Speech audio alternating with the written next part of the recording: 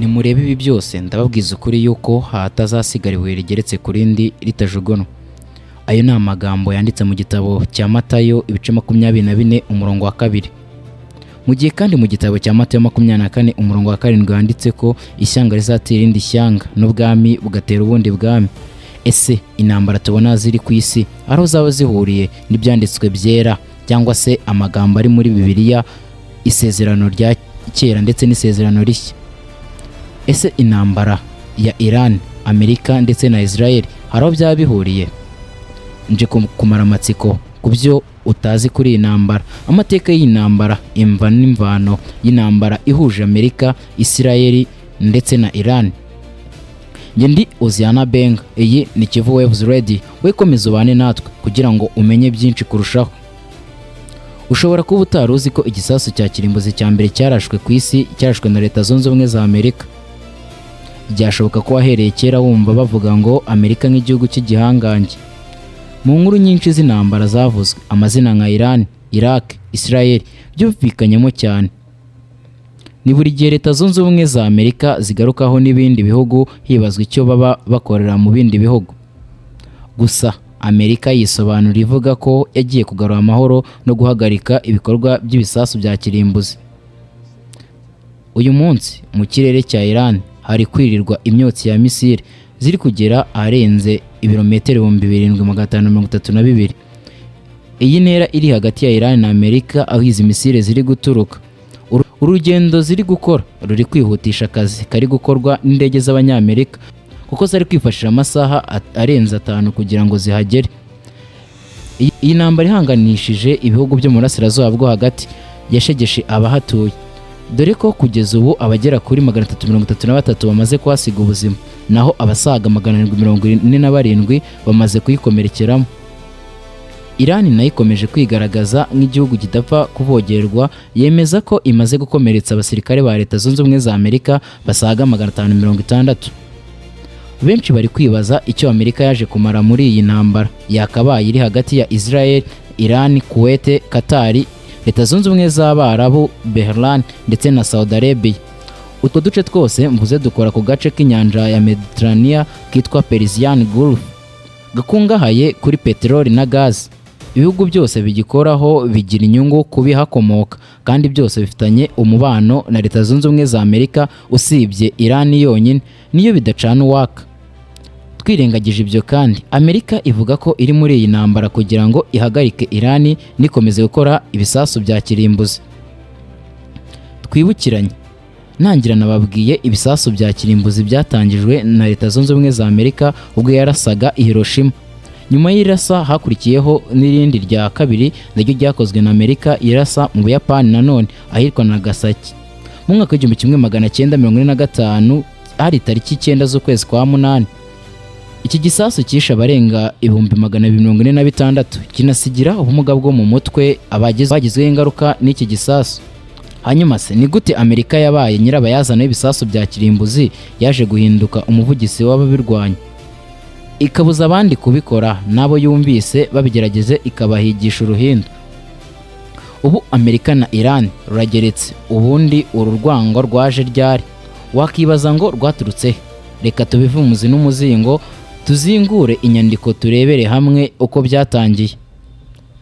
Mu kanya gashize Leta Zunze Ubumwe za Amerika irekuye bombe imwe kuri Hiroshima yangiza ahantu h'ingenzi cyane ku mwanda. Iyi bombe yari ifite toni 20 ya TNT. Bwishyuye ibyo bwakoze igihe bwatakaga agace ka Pearl Harbor bukoresheje indege. Amerika yatanze amafaranga menshi ku banyesiyansi kugira ngo bakore zimwe muri izi ntwaro zidasanzwe, none bigezeho. Ubuyapani nibudakora ibyo twabusabye kwa 26 Nyakanga bazabona akaga katigeze kabaho mu mateka y'isi. Amerika yiteguye kwangiza imishinga y'Ubuyapani myinshi ikomeye kugira ngo bamanike amaboko. Kwifatanyije n'ibihugu twunze ubumwe mu gukora intwaro zidasanzwe tangaje mu gihe gito, twifatanyije n'ibihugu twunze ubumwe mu gukora intwaro zidasanzwe zitangaje mu gihe gito. Iyi siyanse niyo ikozwe ihambaye mu mateka y'isi. Aya ni amagambo yavuzwe na Perezida wa 33 wa Leta Zunze Ubumwe za Amerika, Harry S. Truman, tariki ya 6 ukwezi kwa munani umwaka w'igihumbi kimwe magana cyenda mirongo ine na gatanu, ubwo Amerika yari imaze kurasa igisasu kirimbuzi ku butaka bw'Ubuyapani ahitwa Hiroshima mu ntambara ya kabiri y'isi. Muri iki gihe Ubuyapani hamwe n'ibihugu byari biri ku ruhande rumwe Axis Power harimo Ubudage, Ubutaliyani, Romania, Bulgaria, Hungary na Thailand nibyo byari bisa naho bikomeye muri iyo ntambara, cyane cyane Ubuyapani, cyane ko bwari bwaranze no kumanika amaboko nk'uko bwari bwarabisabwe na Leta Zunze Ubumwe za Amerika mu mwaka w'igihumbi kimwe magana cyenda mirongo ine na gatanu mu kwezi kwa karindwi tariki ya 26, bugahitamo kwataka tumwe mu duce twa Amerika twari ahitwa Pearl Harbor aho kumanika amaboko. Ibi byatumye na Amerika yisanga muri iyi ntambara y'isi ya kabiri igamije kuyihosha ngo ihagarare. Ubuyapani bwakomeje kwinangira birangira Amerika yongeye kurasa indi bombe hari kuwa 9 Nyakanga umwaka w'igihumbi kimwe magana cyenda mirongo ine na gatanu. Iraswa ryo muri Amerika yagise Fatman kuko ryari riruta irya mbere. Irya mbere ryiswe Little Boy, iyo yahitanye abarenga 70,000. Nyuma y'ibi bisasu intambara y'isi yahise ihagarara. Ibi byaje no gutuma Harry Truman wari perezida wa Amerika muri icyo gihe yumva nta cyaha yishinja cyo kuba yaratumye abantu bicwa n'ibyo bisa. We yemeza ko iyo ntambara idahagarara yari kwica benshi kurushaho. Gusa muri icyo gihe hari hamaze imyaka irenga 10 uwitwa Edwin Armstrong avumbuye icyitwa FM mu ndimi z'amahanga frequency modulation, kuko yayikoze mu mwaka w'igihumbi kimwe magana cyenda mirongo itatu na gatatu. Iyi ikaba yari radio ivuguruye yashoboraga gukoresha icyitwa waves, ikaba yakumvikana ku isi hose worldwide. Radio yabaye inzira nziza y'abasesenguzi mu bya politiki yo kugaragaza ko intambara zikwiye guhagarara kandi ko ikoreshwa ry'ibisasu kirimbuzi bidakwiye kuzongera gukoreshwa. Perezida wa 33 wa Amerika Hall yamaze imyaka 8 ku butegetsi aharanira kurinda icyubahiro cya Amerika no kuyigira igihugu gihanira amahoro mu bindi bihugu. Ibi byatumye mu mwaka w'igihumbi kimwe magana cyenda mirongo itanu na gatatu ikigo cy'Abanyamerika CIA itera kudeta wari Prime Minister wa Iran muri uwo mwaka witwaga Mohammad Mossadegh. Yamweguje kugira ngo ibone uko igenzura agace kavagamo amavuta, petroli na gaz. Aka gace niko kitwa Persian Gulf gakungahaye kuri petroli. Uyu muyobozi yari yaranze gushyiraho gahunda ya leta ya komunisi kandi niyo yari kujya ifasha Amerika kubona uko ikurayo petroli n'ibindi bikorwa mu intwaro. Iran yahise ishyiraho Shah witwa Mohammad Reza Pahlavi ngo asimbure uwari wakuweho na Leta Zunze Ubumwe za Amerika ifatanyije n'Ubwongereza, dore ko byose byabarizwaga mu muryango w'abibumbye hamwe n'Ubushinwa. Mu mwaka w'igihumbi kimwe magana cyenda mirongo irindwi n'icyenda Iran yaje gukora icyitwa revolution cyangwa se impinduramatwara mu rurimi rwacu, yigobotora Leta Zunze Ubumwe za Amerika yari yarabashyize mu kwaha, ishyiraho icyitwa Islamic Republic iyoborwa na Ayatollah Khomeini nyuma yo gukira Shah. Ibi byarakaje Amerika ko yari ifungiye amayira yakuragamo amaronko petroli. Iran yari gifite amashagaga yahise ishimuta abadiplomate bagera kuri 50 n'abaturage ba Leta Zunze Ubumwe za Amerika ibakuye muri ambasade y'Abanyamerika nk'igikorwa cy'ubushotoranyi. Ibi byamaze umwaka n'amezi arenga 2. Nkaho ibyo bidahagije, Iran yahise ifunga inzira zose zacagamo ibikomoka kuri petroli n'ibindi bicuruzwa byoherezwa mu mahanga. Uyu mwanzuro wateje akaga ko mu mwaka w'igihumbi kimwe magana cyenda mirongo irindwi n'icyenda wabaye ubukene cyane cyane. Kuva ubwo umubano wa Iran na Leta Zunze Ubumwe za Amerika wahise uzamo agatotsi. Si ubu nabyo turabyita agatotsi cyane igitotsi. Aha, mu kinyejana cya 20 ubwo Saddam Hussein yayoboraga Iraq mu mwaka w'igihumbi kimwe magana cyenda mirongo inani, yatatse Iran yayoborwaga na Ayatollah Khomeini. Iyi ntambara Hussein yayitangije ashaka kwigarurira agace ka Khuzestan kari gakungahaye ku mavuta na petroli no kugenzura icyuzi cya Shattara Arabia. Muri iyi ntambara Amerika yivanzemo ifasha Iraq kudiha umwanzi ari we Iran. Ibi byongeye urwango hagati ya Iran na Amerika. Ikinyamakuru Wikipedia cyanditse ko Iran imaze kubona ko ari nyakamwe nta gihugu kikiri inyuma, yahise itangira gushaka imbaraga mu bya gisirikare.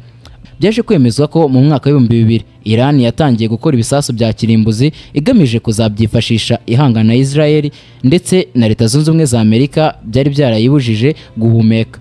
Muri 2005 mu kwa gatandatu Israel yarashe ku bayobozi ba Iran n'ahakorerwaga ibyo bisasu muri Iran. Mu kwa karindwi Amerika nayo irongera sa ahatatuma hakorerwa ibyo bisasu bya kirimbuzi muri Iran. Umuryango w'abibumbye muri 2015 hamwe n'umuryango w'ibihugu by'Uburayi ibyitwa P5 +1 birimo Uburusiya, Ubufaransa, Ubushinwa, Ubwongereza, Leta Zunze Ubumwe za Amerika n'Abadage bahuriye i Vienna mu cyo bise Iran Deal. Iyi gahunda yari igamije kubuza Iran gukora ibisasu bya kirimbuzi. Iyo porogaramu yari yiswe Joint Comprehensive Plan of Action. Aya ni amagambo yatangajwe n'ikinyamakuru Wikipedia. Ibi ntago byakanze Iran kuko kwa 28 Gashyantare 2026 ubwo habagaho ugushotorana hagati ya Amerika ifatanyije na Israel kuri Iran yahise igira imvugo ingiro irasa mu bihugu bifite ibirindiro bya Leta Zunze Ubumwe za Amerika nk'uko yari yarabiteguje, avuga ko ubwo Amerika izabibarasheho bazabirasaho nabo. Ibihugu imaze kurasa ni Qatar, Israel, Kuwait, Iraq n'ibindi bihugu bisangiye agace ka Persian Gulf gakomeje gutuma rwambikana hagati y'ibihugu by'ibihangange ku isi. Iyi ntambara siri kwivangamo ibihugu umunsi ku wundi izahoshwa nande, aho inzovu zirwaniye ngo ibyatsi birahangirikira. Ibihugu birimo n'u Rwanda biraza kugorwa no kubona ibikomoka kuri peteroli kubera iyi ntambara, cyane ko kugeza ubu akagunguru kageze ku madolari 82. Byagenda bite Ubudage n'Ubufaransa bo byivanzemo nk'uko biri kunugwanugwa ko bashobora kwinjira muri iyi ntambara? Ese ibitero bya Leta Zunze Ubumwe za Amerika kuri Iran birakomeza kugenda bite? Ese Iran irakomeza kurasa kuri Israel dore ko iri gushaka gushwanyaguza iki gihugu? Nge ndi Hoziyana Benga, iyi ni Kivu Waves Radio. Mu kiganiro cyacu cya kabiri tuzibanda ku mateka ya vuba aha ndetse no mu bihe tugezemo ku bijyanye n'iyi ntambara. Wowe komeza ubana natwe, dukurikire kuri YouTube channel yacu yitwa Kivu Waves Official, ukore subscribe, komeze kubwira n'inshuti zawe zidukurikirane.